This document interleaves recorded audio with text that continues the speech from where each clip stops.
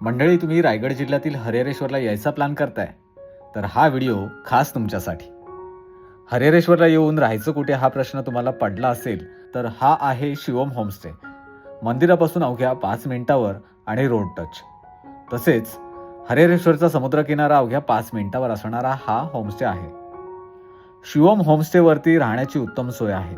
हा होमस्टे असला तरी इथे लक्झरी रूम्स आहेत.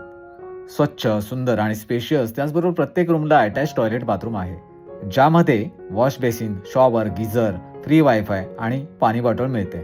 त्याचबरोबर 10 ते 12 गाड्या राहतील एवढी पार्किंगची देखील व्यवस्था आहे. शिवहम होमस्टेवरती राहण्यासोबत जेवणाची उत्तम सोय आहे. येथे अस्सल कोकणी पद्धतीचे घरगुती जेवण मिळते.